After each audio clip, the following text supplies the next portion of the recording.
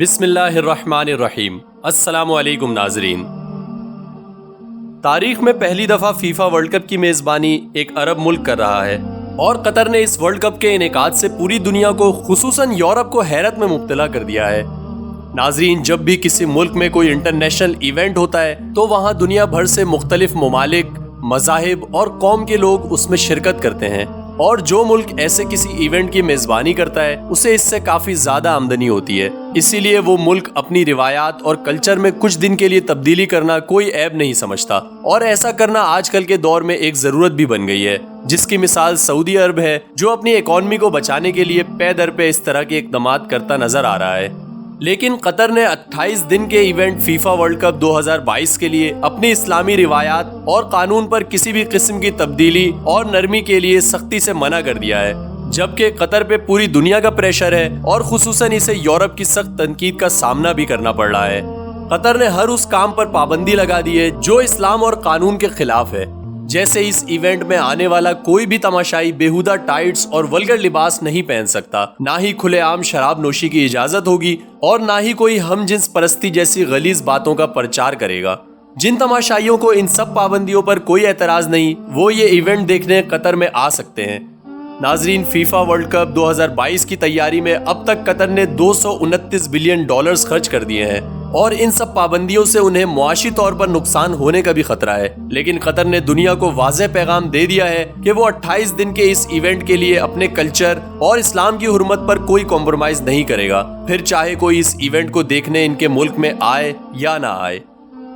ناظرین گرامی، تاریخ میں پہلی بار اتنے بڑے ایونٹ کی افتتاحی تقریب پہ ویسٹرن کلچر کی طرح ناچ گانا اور بیہودہ ڈانس نہیں کیا گیا، بلکہ یہ دنیا کی تاریخ کا پہلا ایونٹ ہے جس کی افتتاح ایک ریلیجس ایکٹ یعنی تلاوت قرآن پاک سے کی گئی، جسے ساری دنیا نے سنا اور پوری دنیا کے لوگوں کو یہ پیغام دیا گیا کہ ڈانس، میوزک اور ولگیرٹی کے بنا بھی ایک سکسیسفل ایونٹ منعقد کیا جا سکتا ہے۔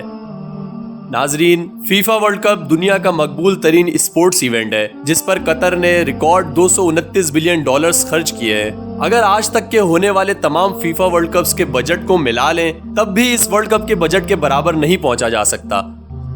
ناظرین، قطر کو فیفا ورلڈ کپ 2022 کی میزبانی 2010 میں سونپی گئی، جس کے بعد پوری دنیا اس کشمکش میں مبتلا تھی کہ اتنا چھوٹا ملک جس کی آبادی صرف 30 لاکھ ہے اور جہاں ایک بھی اسٹیڈیم موجود نہیں، وہ ملک اتنے بڑے ایونٹ کی میزبانی کس طرح کر پائے گا۔ لیکن قطر نے دنیا کو حیرت میں ڈالتے ہوئے 12 سال کے عرصے میں 8 انٹرنیشنل طرز کے اسٹیڈیمز بنا ڈالے، اور اس کے ساتھ ساتھ ٹورسٹ کے رہنے کے لیے عالیشان 7 اسٹار اور 5 اسٹار ہوٹلز، سفر کرنے کے لیے میٹرو اسٹیشنز، انٹرنیشنل ایئرپورٹس اور تمام جدید سہولیات سے آراستہ ایک نیا شہر ہی بنا ڈالا، جو کہ قطر کے پلان 2030 کا بھی حصہ ہے، جس کا مقصد قطر کو ایک ٹورسٹ اسپاٹ بنانا ہے جو کہ دبئی سے بھی زیادہ ٹیکنالوجی اور سہولیات ٹورسٹ کو فراہم کرے گا۔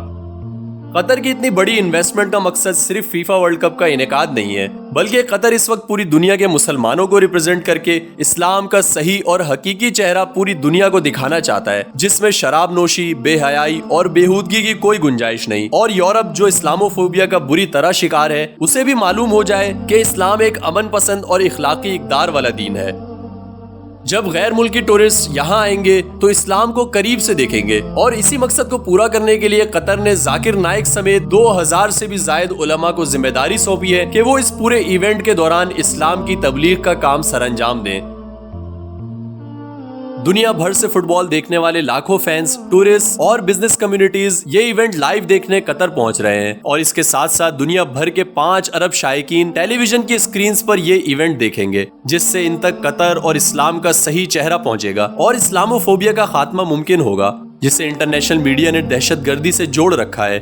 یہی وجہ ہے کہ یورپ کو قطر جیسے اسلامی ملک کا یہ ایونٹ آرگنائز کرنا ناگوار گزر رہا ہے،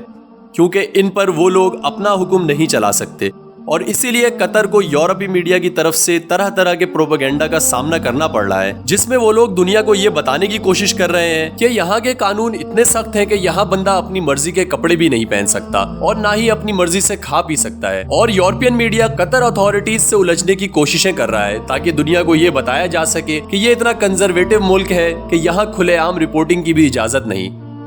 ناظرین، قطر نے اس ایونٹ کو اسلام کی تبلیغ اور اشاعت دین کا ذریعہ بنا لیا ہے، یہی وجہ ہے کہ پورے دوحہ شہر اور اسٹیڈیمز میں جگہ جگہ رسول اللہ صلی اللہ علیہ وآلہ وسلم کی احادیث اور قرآن کی آیات بینرز کی صورت میں لگا دی گئی ہیں،